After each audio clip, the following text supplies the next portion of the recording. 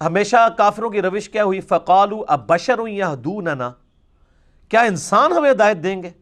فَكَفَرُوا، تو انہوں نے کفر کر دیا، وَتَوَلَّوْا، اور منہ پھیر لیا، وَاسْتَغْنَى اللَّهُ، تو اللہ بھی بے نیاز ہے، پھر دفع ہوتے ہیں تو دفع ہو جائیں۔ یہ بڑی امپورٹنٹ آیت ہے کہ کافروں نے اس بنیاد پہ پیغمبروں کا انکار کیا کہ انسان ہمیں ہدایت دیں گے،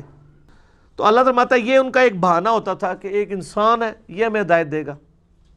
فَكَفَرُوا، تو انکار کر دیتے تھے۔ اس سے یہ بات پتہ چلی کہ اتنی بات تو کافروں کو بھی سمجھ تھی کہ پیغمبر انسان ہے، جو آج ہمیں مسلمانوں کو سمجھانی پڑتی ہے۔ حالانکہ اس آیت کے جواب میں یہ ہونا چاہیے تھا کہ اللہ تعالیٰ کہتا کہ کتنے پاگل تھے، ان کو نظر نہیں آتا تھا یہ تو فرشتے تھے جو پیغمبر تھے، انسان تو ہے ہی نہیں تھے۔ لیکن اللہ نے ان کی بات کو انڈورس کیا کہ یہ ان کا دعویٰ تو صحیح ہے کہ انسان آئے ہیں، لیکن اس کی ریزن سورہ بنی اسرائیل میں بتائی، اس لیے کہ زمین پہ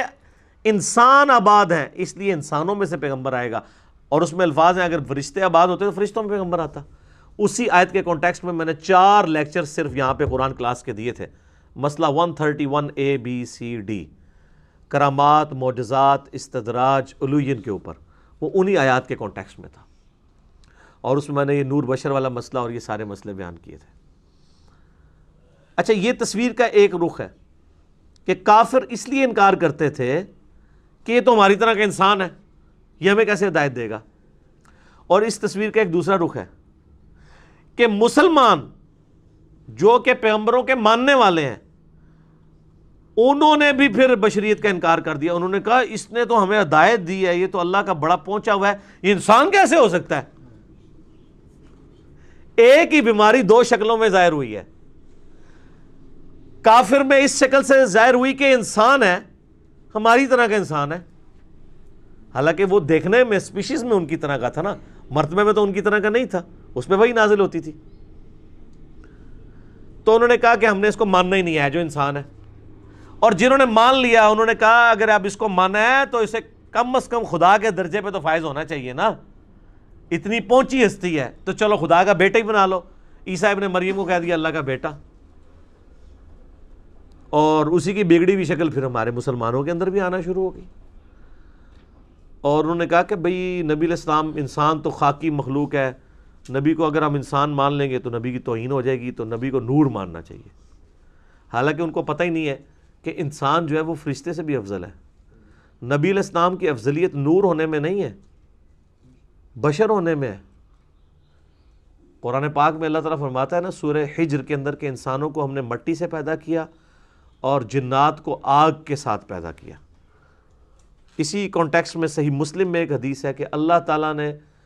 جنوں کو آگ سے، انسانوں کو مٹی سے، اور فرشتوں کو نور سے پیدا کیا۔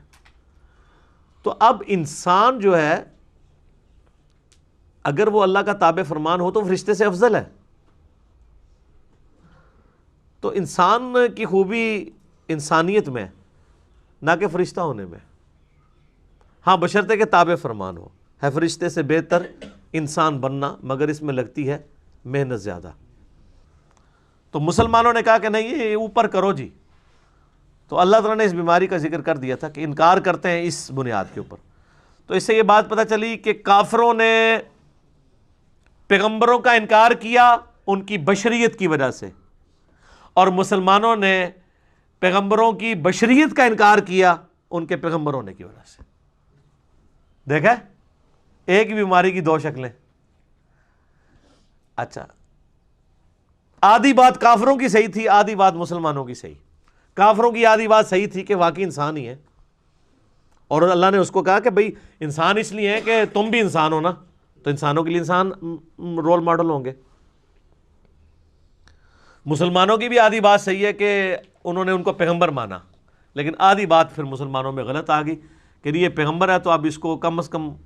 خدا کے درجے تک تو کم از کم لے کے جاؤ، یا اس سے تھوڑا نیچے ہی رکھو، بس اتنا فرق کر دو کہ اللہ کا ذاتی ہے، اس کا عطائی ہے، وہ خالق ہے، یہ مخلوق ہے۔ باقی تو وہ جو احمد بریلوی صاحب کا بھی شعر ہے نا، نہیں محبوب و محب میں تیرا میرا، وہ کہتے ہیں بھئی محبوب اور محب کا معاملہ ہے، اس میں تیرا میرا کوئی نہیں، جو کچھ اللہ کا ہے اسی کا مالک نبی علیہ السلام بھی ہے۔ تو یہ پھر یعنی غلو کیا،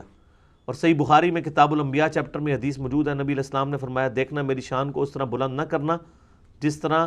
نصارہ یعنی عیسائیوں نے اپنے وقت کے پیغمبر عیسیٰ علیہ السلام کو شان میں بڑھا دیا تھا۔ میں اللہ کا بندہ اور اس کا رسول ہوں، مجھے اللہ کا بندہ اور اس کا رسول ہی کہنا۔